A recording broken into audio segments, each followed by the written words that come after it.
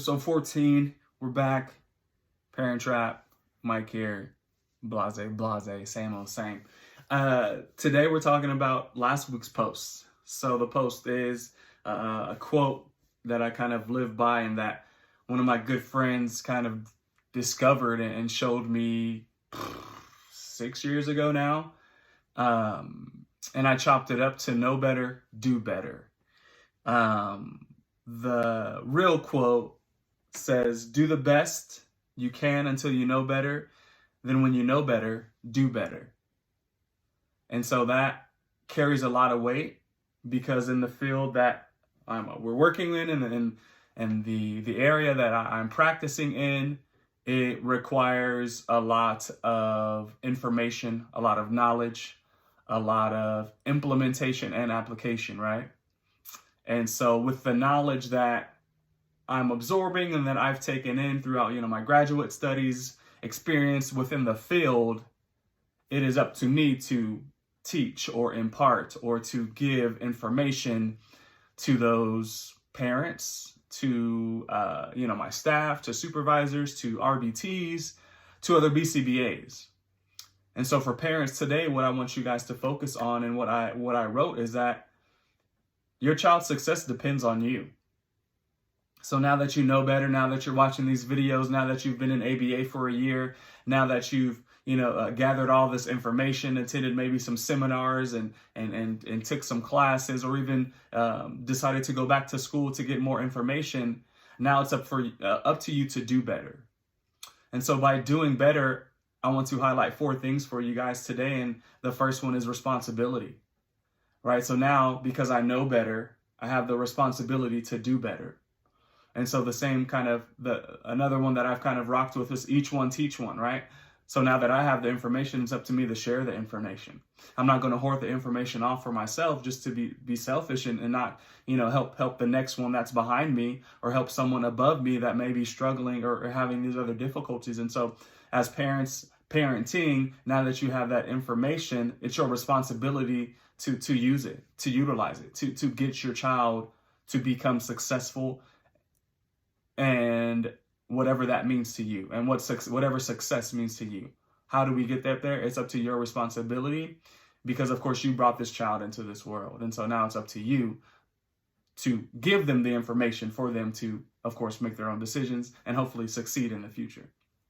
The next one is accountability, right? I'm not going to be with you 24/7. I do these once a week roughly. And so the accountability is going to be on yourself.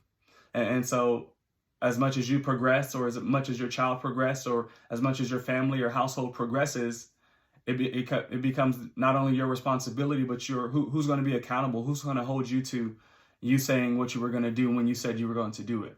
Or you said you're going to work on this goal at this certain time during this time of the week and you didn't do it. I'm not going to be calling your phone like, hey, did you do what you said you were going to do 2 weeks ago? No, you have to work on those systems for yourself. And so being accountable is going to come from yourself, your spouse, your significant other, who's ever kind of working with you on this parenting thing throughout or in life, right? So accountability is going to be another factor to get your child to succeed in those certain areas. The third one is consistency. So I always tell you guys, I don't expect you guys to be perfect, but I do expect you to be consistent. So if you can't do it 7 days out of the week, okay, cool. Well, I know I can do it 5 days out of the week for sure, maybe even 4. Okay, well, what can you do, right? Your expectations should match your hustle, right? So if you're saying you can do 4, then make sure you try and do 4 or 5 the best you can. But don't do 1 this week, don't do 7 next week, and then do 3 the week after that, because there's inconsistency there, which is going to stunt the progress and the growth that we're aiming for. And then the last one is persistence.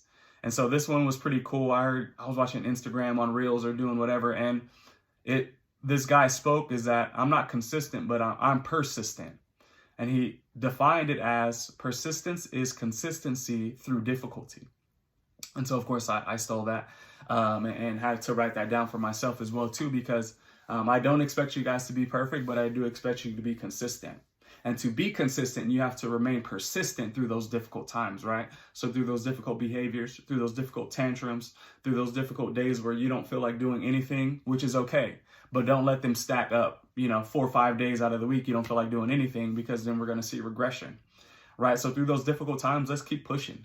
Let's keep going. Let's do a little bit, right? I'd rather you do a little bit than nothing at all, right? And then you go, 0 to 100. You can do that. That's fine. But on those days where you can only give 50%, hey, give your 50%. If you only can do 25, do 25. If you can do 10, do 10, right? But 0 days stacked upon each other aren't going to help our child succeed in those different areas. So I just wanted to drop that down for you guys really quick. And like I said, I chopped it down to know better, do better. And by being responsible, holding ourselves accountable, being consistent and persistent through all the difficulties that our childs may bring, or the emotions they may bring out of us, we're going to succeed in all kind of facets when it comes to nurturing and raising our children up to be as successful as they want or that they need to be. I appreciate it. I'll see you guys next week.